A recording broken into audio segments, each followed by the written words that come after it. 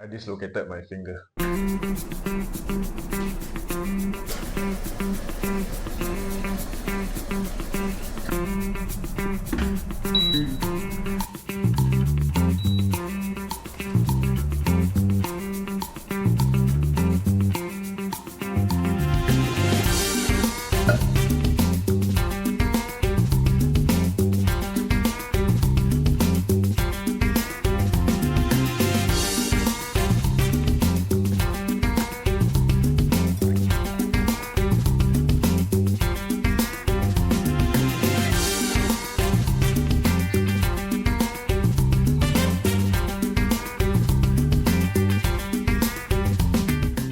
Welcome everybody, my name is Saf and today we're going to talk about how I dislocated my finger. You know that feeling when you had a great friend that always had your back but one day you just lost that friend? That's the exact same feeling when you use your hands and fingers almost about for everything that you need until you realize you can't use any one of them. That's when you realize you really love your fingers. Some of the difficulties I've been facing recently when this freak accident happened on Sunday was I had difficulty washing up, even typing on my keyboard and putting on clothes. So how did it happen? A lot of my friends were asking when I shared the news with them, did I punch someone? Or did I get stuck on a door? Or did you fall down and try to break your fall? No, it didn't really happen that way. What really happened was a complete freak accident while I was playing for my Sunday team. For those who don't know, I'm actually quite a competitive Sunday football player. I play as a goalie with my team Yusofianos. Shout out to my boys. But if you haven't seen some of the highlights, I do recommend you watch them on my channel. They can be pretty entertaining. So the story goes that the ball broke loose to the opponents and it came into the path of the opponent's striker. He had all the time in the world and he took a ferocious shot at goal. Obviously I had to make a save, but the ball was so fast it took a part of my hand and my fingers went with it.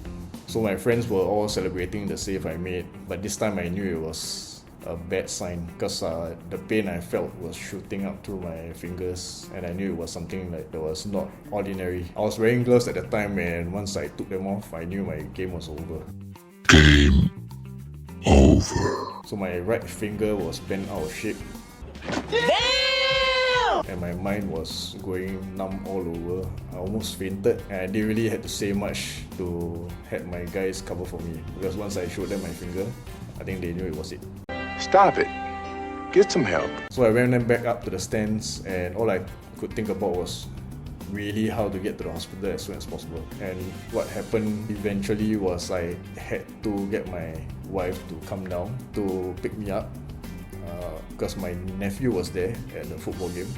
So we had to send him over back home. I got around to washing up, making sure that I was clean before we went over to Raffles Hospital. We thought we could actually get away with going to the government hospital, but then I realized that I actually had coverage from my company, which actually helped me make the decision to go to Raffles Hospital instead. Eventually I had this fixed. It was a really interesting experience to go through the private hospital route because I've been and experienced what a public hospital wait times were. And we were guessing, my wife and myself, we were guessing that it would actually take us more than 4 hours to get to the public hospital. From triage to getting yourself to see a doctor, to getting treatment and eventually getting the pills. So what happened at Raffles was there was actually less than 10 people in the queue. Got myself registered, made sure that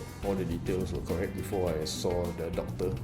Within probably 5 minutes of waiting, I got myself treated after getting an x-ray and the doctor confirmed that it was a dislocation. Right after then, we went back down to see the doctor, got it popped back on, probably within 10 minutes and went back for another x-ray to confirm that it was back on. The entire experience was actually quite memorable because that was the first time I actually went to a private hospital, one, and two, I had my finger popped back in by the doctor. I did actually dislocate another finger before. It was my pinky finger here. So it was a pretty smooth experience in a sense because I only had to go through 2 hours from start to finish, from the time I entered the A&E all the way to getting my medicines and my MCs across. I would dare say, reflecting back, I'm quite glad that I did not have to fork out a cent, although that is something I will claim for. I do want to